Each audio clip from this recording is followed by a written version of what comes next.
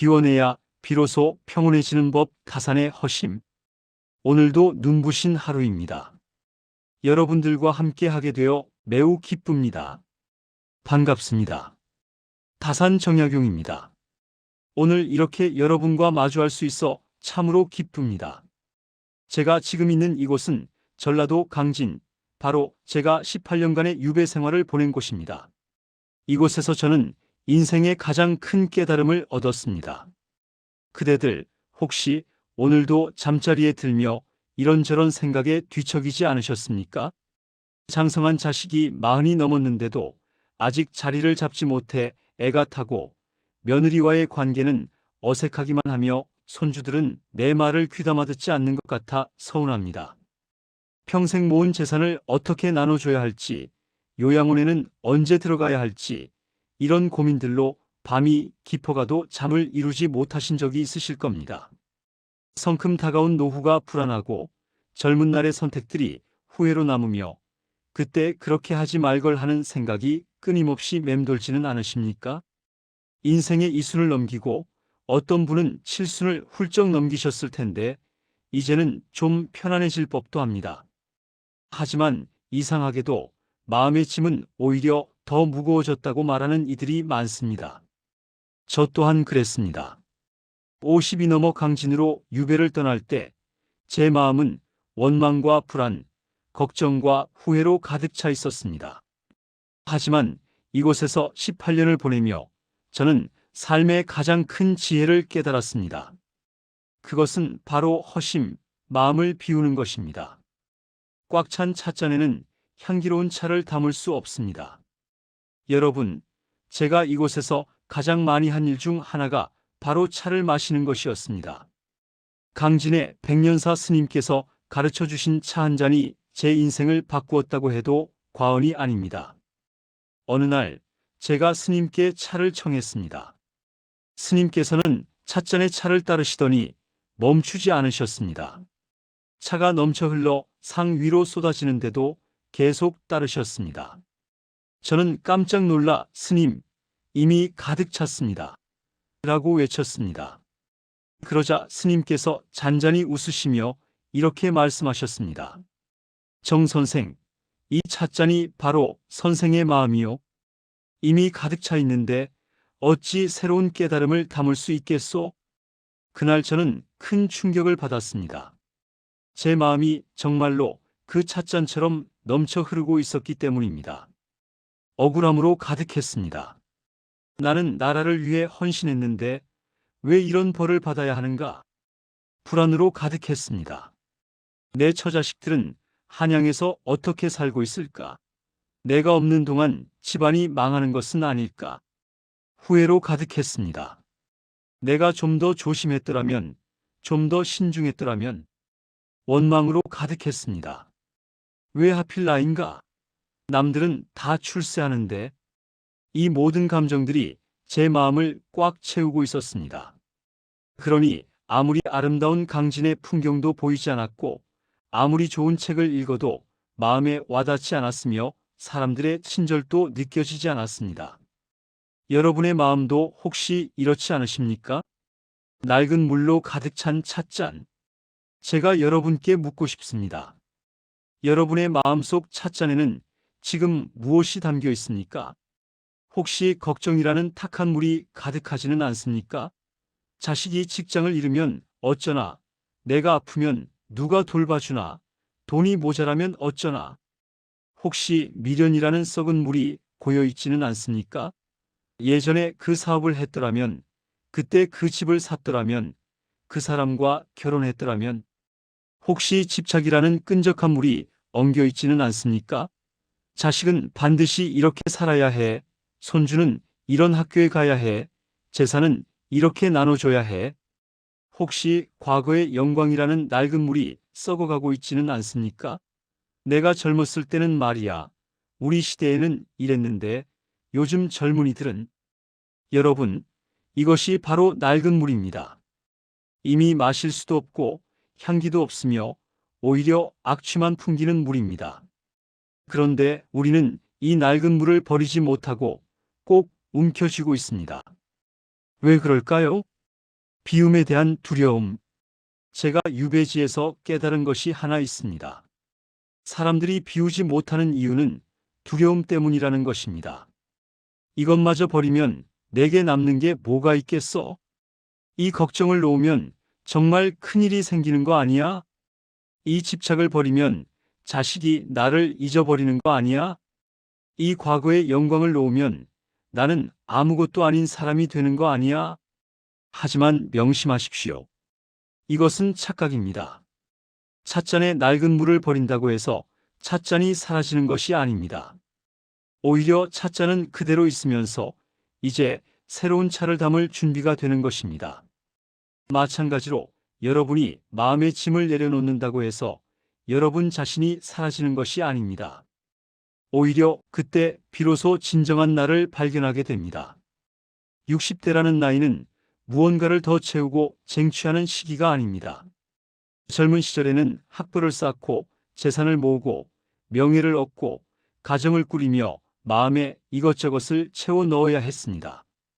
그것이 삶을 살아가는 방법이었습니다. 하지만 이제는 다릅니다. 이제는 잘 버리고 잘 비우는 법을 배워야 하는 시기입니다. 비움은 포기가 아닙니다. 제가 강조하고 싶은 것이 있습니다. 비움은 포기가 아니라는 것입니다. 많은 분들이 이렇게 생각하십니다. 비운다는 건 결국 포기하고 체념하라는 거 아니야? 그냥 아무것도 신경 쓰지 말고 무기력하게 살라는 거지. 천만에요. 그것은 비움이 아니라 도피입니다. 진정한 비움이란 더 좋은 것을 담기 위한 가장 적극적인 준비입니다. 여러분이 낡은 걱정을 비워내면 그 자리에 현재의 감사함이 들어옵니다. 여러분이 과거의 미련을 비워내면 그 자리에 오늘의 가능성이 들어옵니다.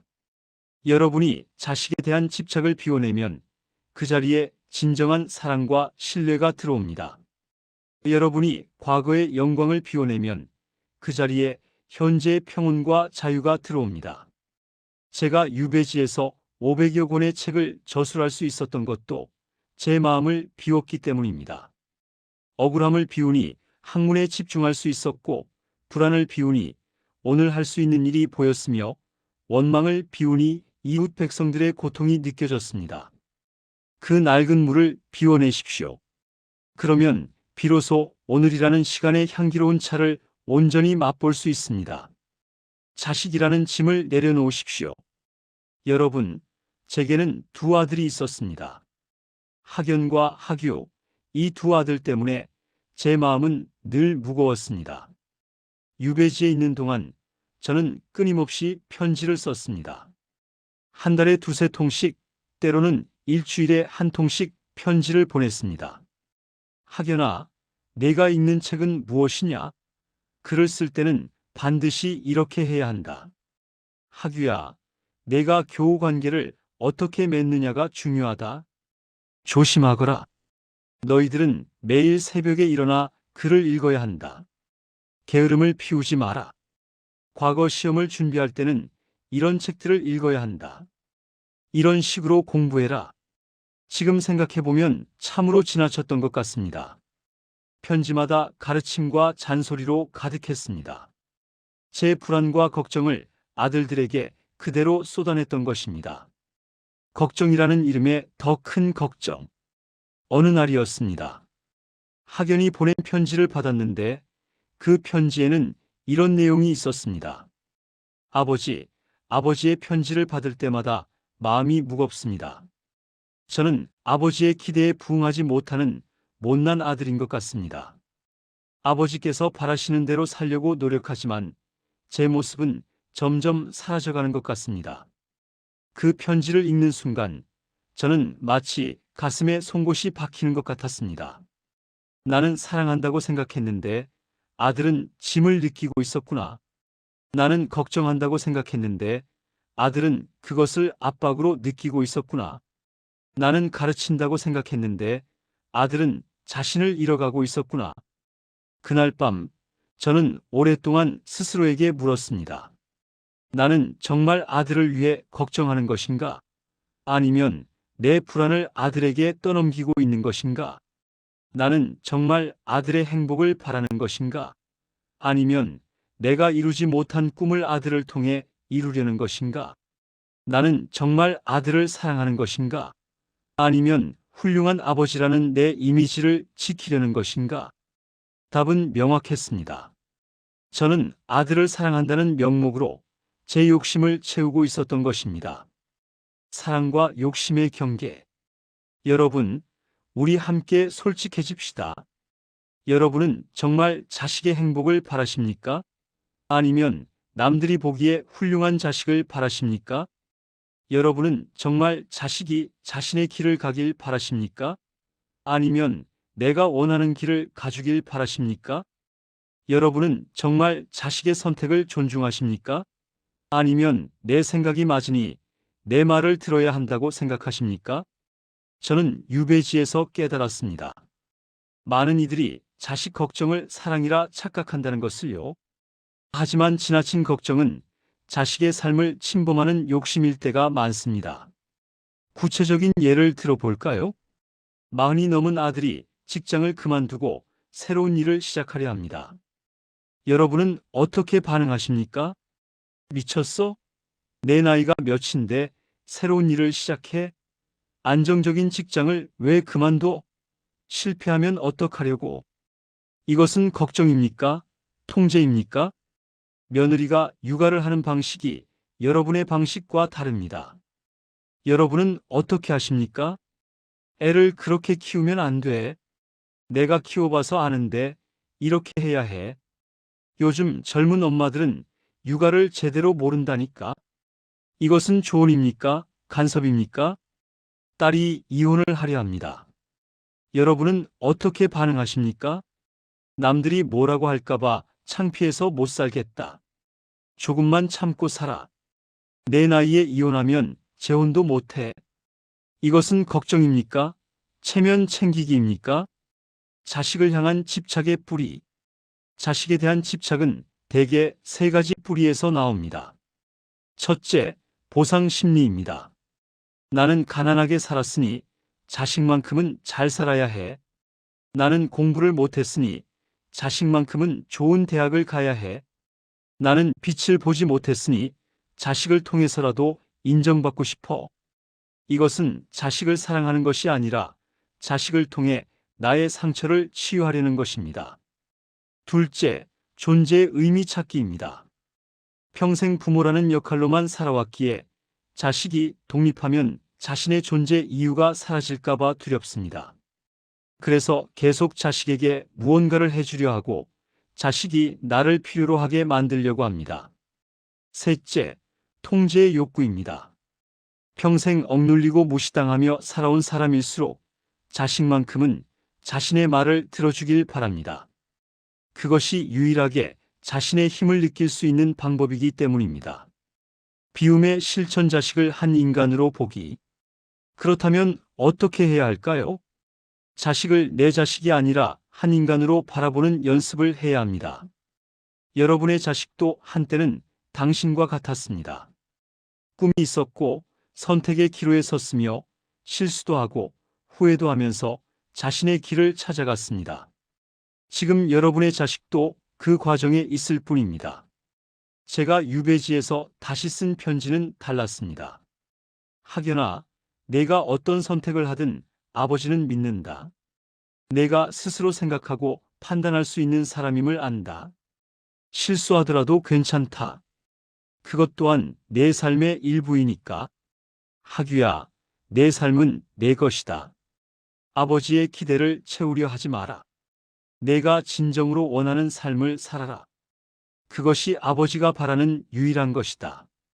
놀랍게도 이렇게 편지를 쓰고 나니 아들들의 답장이 달라졌습니다. 더 자주 편지를 보내왔고 더 솔직하게 자신의 고민을 털어놓았으며 스스로 문제를 해결해 나가는 모습을 보여주었습니다. 자식을 향한 집착을 비울 때 비로소 자식도 한 인간으로 오롯이 서게 됩니다. 그리고 여러분 또한 부모라는 역할 뒤에 숨겨진 나 자신을 발견하게 될 것입니다. 노후의 불안을 다스리는 법은 현재의 뿌리 내리기입니다. 화면에는 다산이 텃밭을 가꾸는 모습이 보입니다. 앞으로 어떻게 살지? 병들면 어쩌나? 요양원에는 언제 가야 하나? 돈이 떨어지면 어떡하지? 이런 생각들이 밤마다 여러분을 괴롭히지 않습니까? 저 정양용 또한 마찬가지였습니다. 유배지에 처음 도착했을 때 저는 끊임없이 미래를 걱정했습니다. 내일 당장 사약이 내려오면 어쩌나? 언제쯤 집으로 돌아갈 수 있을까? 내가 이곳에서 죽으면 처자식들은 어떻게 되나? 유배가 풀린다 해도 그때 내 나이가 얼마인데? 이런 생각들이 끊임없이 저를 괴롭혔습니다. 밤에 잠을 이루지 못하고 낮에는 멍하니 앉아만 있었습니다. 미래의 걱정이 현재의 저를 완전히 마비시켜 버렸습니다. 미래라는 도둑?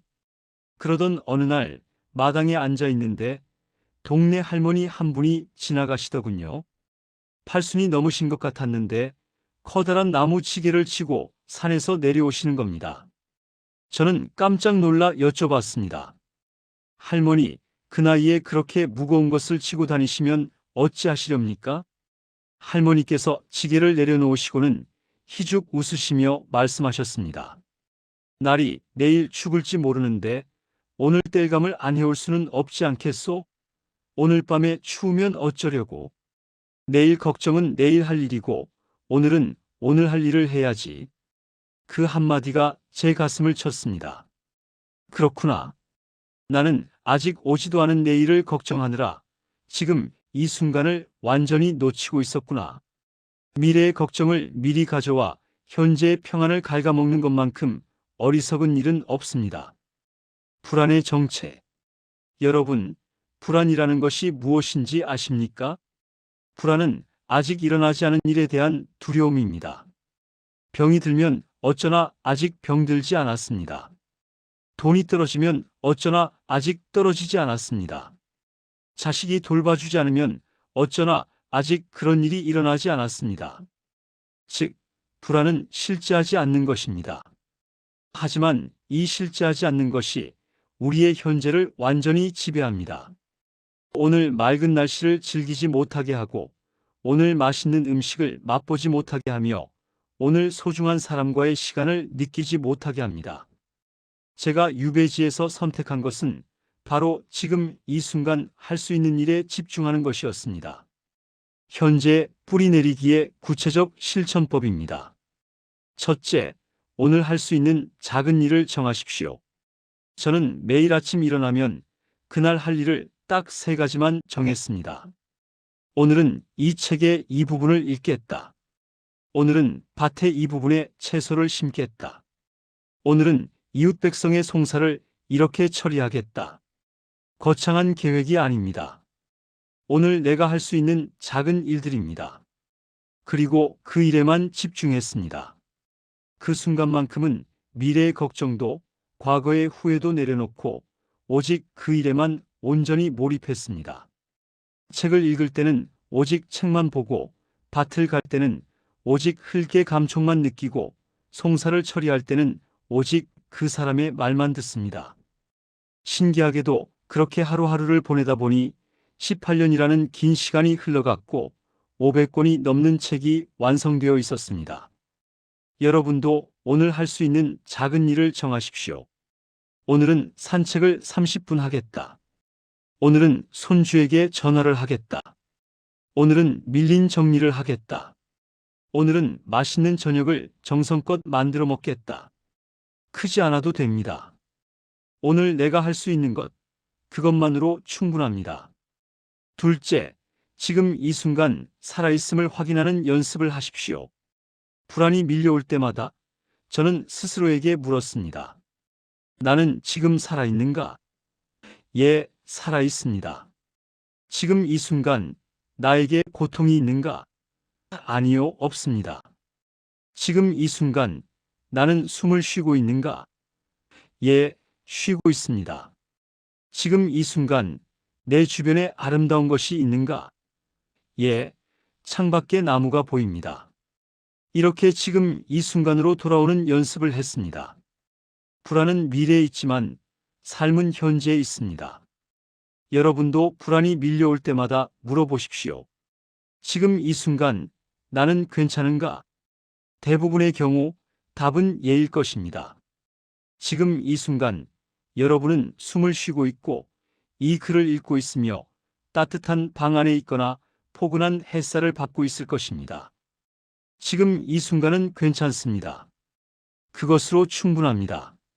셋째, 감각을 깨우십시오. 저는 유배지에서 매일 아침 산책을 했습니다. 그냥 걷는 것이 아니라 오감을 열고 걸었습니다. 발바닥에 느껴지는 땅의 감촉을 느끼고 귀에 들리는 새소리를 듣고 코로 들이마시는 흙냄새를 맡고 눈으로 나뭇잎의 색깔을 보고 혀로 아침 공기의 맛을 느꼈습니다. 그렇게 감각을 깨우면 자연스럽게 지금 이 순간에 머물게 됩니다. 생각은 과거와 미래를 떠돌지만 감각은 오직 현재에만 존재하기 때문입니다. 여러분도 해보십시오. 식사를 할 때 그냥 먹지 마시고 음식의 맛을 천천히 음미하십시오. 첫 숟가락의 따뜻함, 입안에서 퍼지는 간, 목을 넘어가는 느낌. 이 모든 것을 온전히 느끼십시오. 차를 마실 때 잔을 손으로 감싸며 그 온기를 느끼십시오. 코끝에 닿는 향을 음미하십시오. 첫 모금의 맛을 천천히 느끼십시오. 산책을 할 때 스마트폰을 보지 마시고 주변을 보십시오. 나무의 색깔, 하늘의 구름, 지나가는 사람들의 표정. 이렇게 감각을 깨우면 미래의 불안이 저절로 잦아듭니다. 노년의 불안, 구체적으로 다스리기. 이제 좀 더 구체적으로 들어가 봅시다. 60대의 불안은 대개 몇 가지로 정리됩니다. 건강에 대한 불안. 암에 걸리면 어쩌나, 치매에 걸리면 어쩌나, 넘어져서 골절되면 어쩌나. 하지만 생각해 보십시오. 지금 이 순간 여러분은 건강하십니까? 아니면 병들어 있습니까? 대부분은 건강하다고 대답하실 겁니다. 물론 여기저기 아픈 곳은 있을 겁니다. 무릎이 쑤시고 허리가 뻐근하고 소화가 잘 안 되고. 하지만 그것은 병이 아니라 나이가 드는 자연스러운 과정입니다. 제가 제안하고 싶은 것은 미래의 병을 걱정하는 에너지를 현재의 건강을 돌보는 데 사용하라는 것입니다. 오늘 30분 걷는다면 그것이 바로 미래의 건강을 만드는 것입니다. 오늘 정성껏 음식을 만들어 먹는다면 그것이 바로 미래의 몸을 튼튼하게 하는 것입니다. 오늘 충분히 쉬고 잠을 잔다면 그것이 바로 미래의 질병을 예방하는 것입니다. 걱정은 아무것도 해결하지 못하지만 실천은 모든 것을 바꿉니다. 경제적 불안. 돈이 떨어지면 어쩌나, 물가는 계속 오르는데 자식에게 손 벌리면 어쩌나. 저는 유배지에서 정말 가난했습니다. 나라에서 주는 약간의 곡식으로 연명했고 때로는 이웃들의 도움을 받아야 했습니다. 그때 깨달은 것이 있습니다.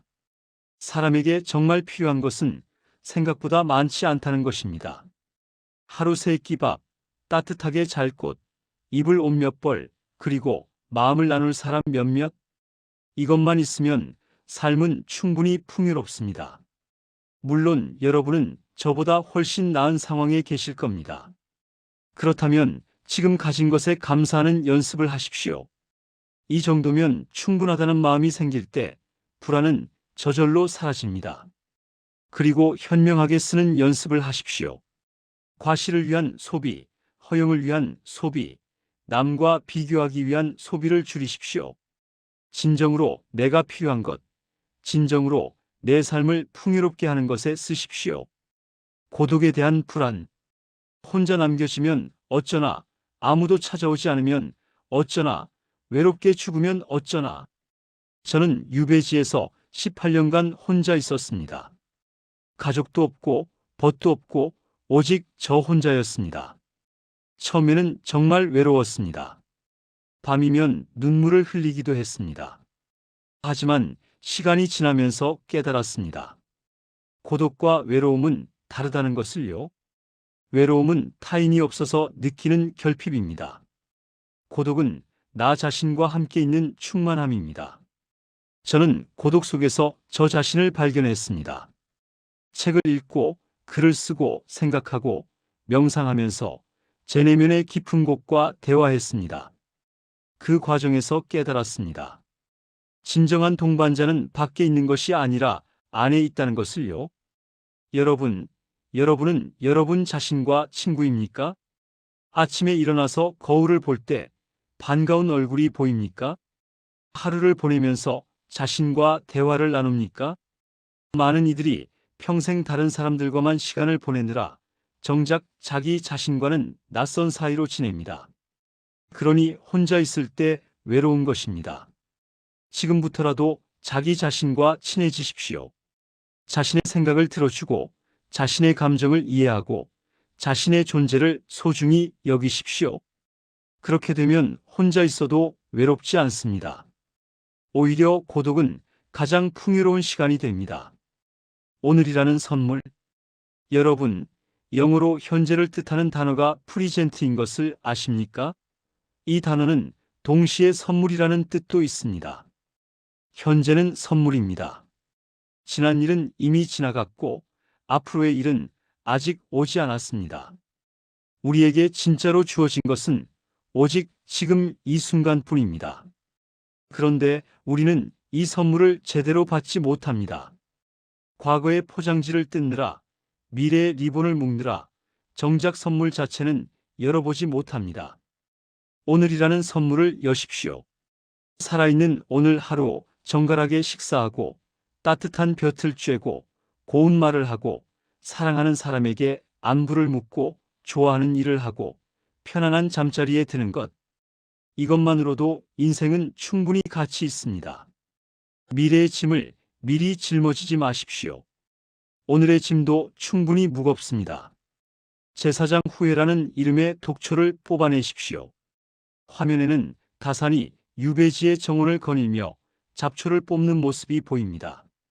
그때 그 땅을 샀더라면 지금쯤 떼돈을 벌었을 텐데, 그때 자식을 더 엄하게 키웠더라면 지금 이렇지 않았을 텐데, 그때 그 사람과 헤어지지 않았더라면 내 인생이 달라졌을 텐데, 그때 그 기회를 잡았더라면, 그때 그 말을 하지 않았더라면, 이런 생각들이 끊임없이 머릿속을 맴돌지 않으십니까?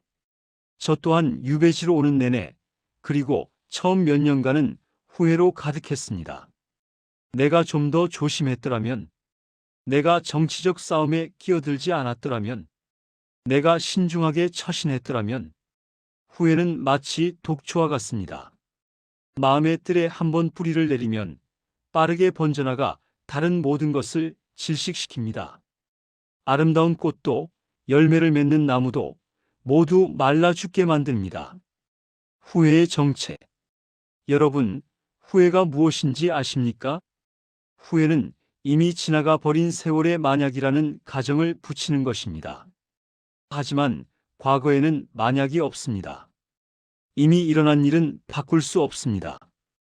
그것은 확정된 사실입니다. 만약 그때 다르게 했더라면이라고 아무리 생각해봐야 과거는 한치도 바뀌지 않습니다. 그런데 신기한 것은 이렇게 과거를 바꾸려는 헛된 노력이 현재의 에너지를 완전히 소진시킨다는 것입니다. 과거의 문을 두드리느라 현재의 문을 놓치고 지나간 길을 돌아보느라 앞에 놓인 길을 보지 못합니다. 후회를 지혜로 바꾸는 법. 어느 날 저는 마당에 자라난 잡초들을 뽑고 있었습니다. 가시가 많은 잡초였는데 맨손으로 뽑으려다 손을 다쳤습니다. 그때 이웃 할아버지께서 지나가시다 말씀하셨습니다. 나리, 잡초를 뽑으려 하지 마시오. 대신 그 자리에 좋은 씨앗을 심으시오. 그러면 잡초는 저절로 자리를 잃고 사라지게 되어 있어. 그 말씀에 깊은 깨달음을 얻었습니다. 후회라는 잡초를 억지로 뽑으려 하지 마십시오. 그럴수록 상처만 입습니다. 대신 그 자리에 지혜와 감사라는 씨앗을 심으십시오.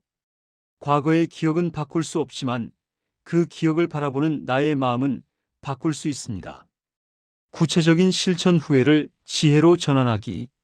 첫째, 그 덕분에라는 말을 사용하십시오.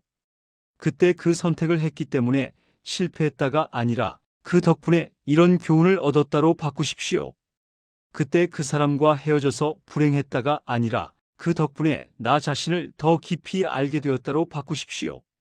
그때 그 사업을 하지 않아서 돈을 못 벌었다가 아니라 그 덕분에 안정적인 삶의 소중함을 알게 되었다로 바꾸십시오. 모든 경험에는 의미가 있습니다. 그 의미를 찾는 것은 우리의 선택입니다. 둘째, 지나온 세월을 위로하십시오. 과거의 나를 원망하지 마십시오. 그때의 나도 최선을 다했습니다. 그때의 내가 가진 정보와 지혜, 그때의 상황과 여건 속에서 최선의 선택을 했던 것입니다. 비록 지금 돌아보면 어리석어 보일지라도 그때는 그것이 최선이었습니다. 그러니 그때의 나를 용서하십시오. 그때는 그럴 수밖에 없었구나. 그래도 참 열심히 살았구나. 애썼다 나야. 이렇게 스스로에게 말해 주십시오. 저는 유배지에서 매일 밤 이렇게 되뇌었습니다. 정약용아, 내가 정치에 뛰어든 것은 나라를 위한 진심이었다. 비록 결과가 유배였지만 내 마음만은 진실했다. 잘했다. 그렇게 스스로를 위로하니 조금씩 마음이 편안해졌습니다. 셋째, 후회를 미래의 선택으로 승화시키십시오. 그때 그랬어야 했는데라는 후회는 앞으로는 이렇게 하겠다는 다짐으로 바꾸십시오. 그때 부모님께 효도하지 못한 것이 후회된다면 지금부터라도 주변의 어르신들께 더 친절하게 대하겠다. 그때 자식에게 너무 엄했던 것이 후회된다면 지금부터라도 손주들에게는 더 따뜻하게 대하겠다. 그때 건강을 돌보지 않은 것이 후회된다면 지금부터라도 매일 조금씩 운동하겠다.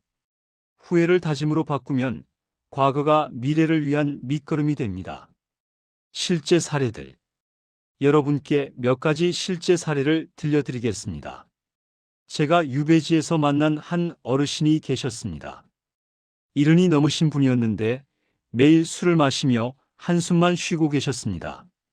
어느 날 제가 여쭤봤습니다. 어르신, 무엇이 그리 괴로우십니까? 젊었을 때 장사를 했는데 한번 큰 손해를 봤소. 그때 그 거래를 하지 않았더라면 지금쯤 부자가 되어 있었을 텐데 그 생각만 하면 잠이 안 온다오. 저는 여쭤봤습니다. 그 일이 언제였습니까? 벌써 40년도 더 된 일이요. 그렇다면 어르신은 40년간 그 일을 후회하고 계신 겁니까? 그렇소. 그 40년 동안 어르신은 무엇을 하셨습니까? 그제야 어르신이 생각해 보시더니 이렇게 말씀하셨습니다. 자식 셋을 키웠고 아내와 함께 평범하게 살았소. 가난했지만 굶지는 않았고 자식들도 무사히 장성했소. 그렇다면 어르신의 40년은 헛되지 않았습니다. 비록 부자는 되지 못했지만 자식을 키우고 가정을 지켰습니다. 그것이 바로 어르신의 성공입니다. 그 말에 어르신의 눈에 눈물이 고였습니다. 그렇구먼. 나는 내가 이루지 못한 것만 보느라 내가 이룬 것은 보지 못했구먼. 또 다른 분이 계셨습니다. 60 중반의 여인이었는데 남편이 일찍 돌아가신 후 혼자 자식 둘을 키우셨습니다. 내가 재혼을 했더라면 자식들이 더 풍족하게 살 수 있었을 텐데 혼자 키우느라 고생만 시켰소. 하지만 제가 보기에 그분의 자식들은 건강하고 씩씩하게 잘 자라고 있었습니다. 저는 말씀드렸습니다. 부인, 재혼을 했더라면 지금의 이 아이들이 있었겠습니까? 부인이 혼자 키우셨기에 부인과 아이들 사이에 이렇게 깊은 유대가 생긴 것입니다. 그것이 바로 부인의 선택이 옳았다는 증거입니다. 그제야 그분이 환하게 웃으셨습니다. 후회의 무게를 덜어내는 일기 쓰기. 제가 여러분께 권하고 싶은 것이 하나 있습니다. 바로 일기를 쓰는 것입니다. 하지만 보통의 일기가 아닙니다. 감사일기입니다. 매일 밤 잠들기 전 딱 3가지만 적으십시오. 오늘 내가 감사한 것 3가지. 처음에는 어려울 수 있습니다. 감사할 게 뭐가 있어? 하는 생각이 들 수 있습니다. 하지만 계속 찾다 보면 보입니다. 오늘 아침에 먹은 따뜻한 국이 맛있었다. 오늘 산책할 때 날씨가 좋았다. 오늘 이웃이 반갑게 인사해 주었다. 이렇게 작은 것부터 시작하십시오. 신기하게도 감사한 것을 찾다 보면 후회할 시간이 없어집니다. 감사와 후회는 함께 살 수 없습니다. 하나가 들어오면 다른 하나는 나갑니다. 저는 유배지에서 18년간 일기를 썼습니다. 처음에는 한탄과 원망으로 가득했지만 점점 감사로 채워졌습니다. 오늘 백년사 스님께서 차를 나눠주셨다. 감사하다. 오늘 제자 황상이 편지를 보내왔다.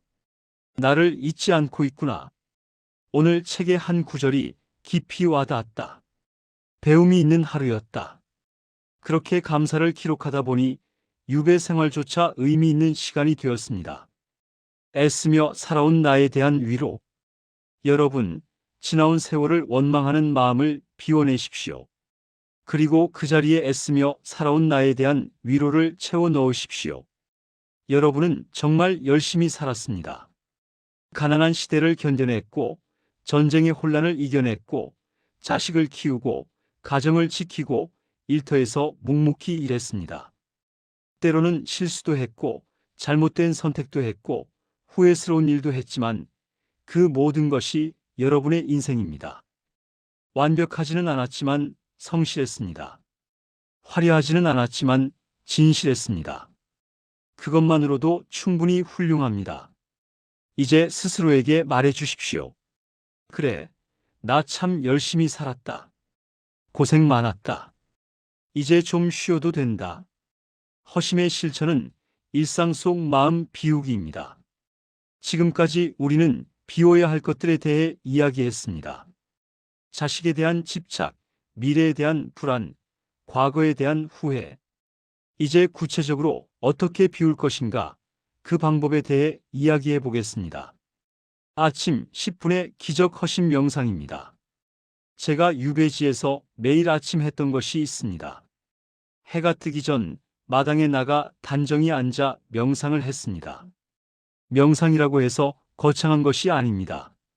그저 조용히 앉아 호흡에 집중하는 것입니다. 여러분도 시도해 보십시오. 아침에 일어나자마자 혹은 하루 중 가장 조용한 시간에 편안한 곳에 앉으십시오. 의자에 앉아도 좋고 방석을 깔고 앉아도 좋습니다. 허리를 곧게 펴고 손은 무릎 위에 편안히 놓으십시오. 눈은 감아도 좋고 반쯤 뜨고 한 점을 바라봐도 좋습니다. 자연스럽게 호흡하면서 그 호흡을 관찰하십시오. 숨이 코로 들어오는 느낌, 가슴이 올라가는 느낌, 숨이 나가는 느낌. 그저 관찰만 하십시오. 바꾸려 하지 마시고, 통제하려 하지 마시고, 판단하지 마십시오. 생각이 떠오르면 그것도 관찰하십시오. 아, 내가 지금 생각을 하고 있구나. 그리고 다시 호흡으로 돌아오십시오. 이제 천천히 마음속으로 이렇게 말하십시오. 들어오는 숨에 감사함을, 나가는 숨에 불필요한 것을 보냅니다. 숨을 들이마실 때 감사합니다. 숨을 내쉴 때 걱정을 보냅니다. 혹은 집착을 보냅니다. 혹은 후회를 보냅니다. 이렇게 호흡과 함께 마음을 비우는 연습을 합니다. 그러면 매일매일이 편안해집니다. 오늘도 긴 영상 시청해 주셔서 감사합니다.